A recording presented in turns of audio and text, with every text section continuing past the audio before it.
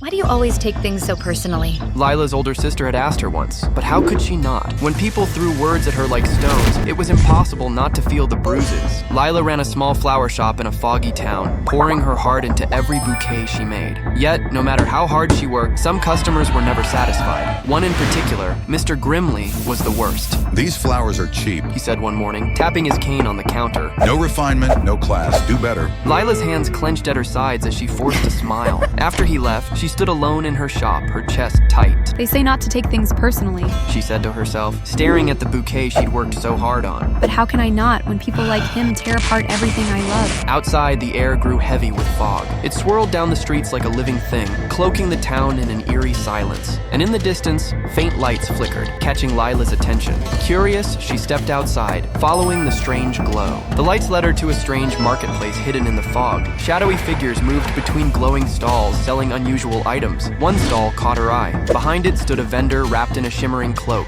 Welcome to the Mistwalker Market. The vendor said. What do you seek? Lila hesitated. I want to know why some people are so cruel. She said quietly. The vendor smiled and showed her an ornate mirror with a glowing silver frame. This is the reflector of truth. The vendor said. It shows the emotions and struggles behind people's words, but be warned, it can also show your truth. Lila stared at the mirror, her heart pounding. Could this help her understand Mr. Grimley's hurtful words? Without hesitation, she handed over her last coins and carried the mirror back to her shop. The next morning, the bell above her shop door rang loudly. Mr. Grimley walked in, usual scowl on his face.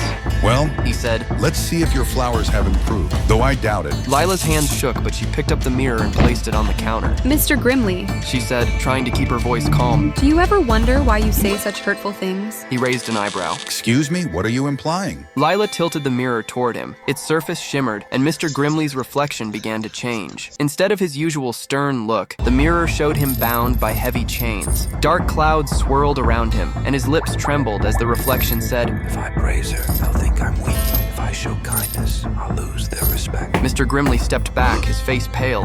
What kind of trick is this? He asked, his voice shaking. It's not a trick. Lila said gently. This mirror shows the truth behind your words. Your criticism isn't about my flowers, it's about your own struggles. Mr. Grimley looked at the mirror again, his voice softer now. I grew up believing that kindness is weakness. Criticizing others made me feel strong, but now I see it's just chains I've put on myself. Lila took a breath. Your struggles are your own to bear, Mr. Grimley, but they don't decide my worth.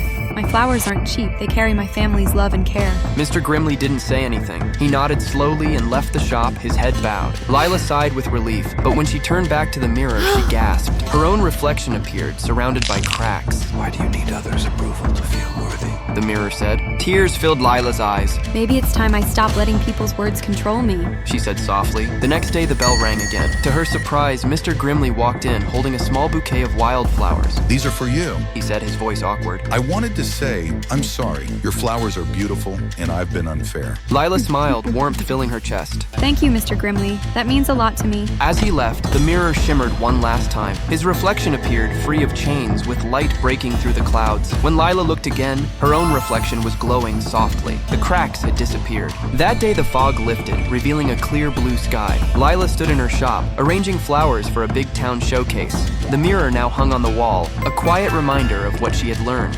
People's reactions often reflect their own struggles, She thought with a smile. not your worth. As sunlight poured into the shop, Lila felt ready to fully embrace her craft.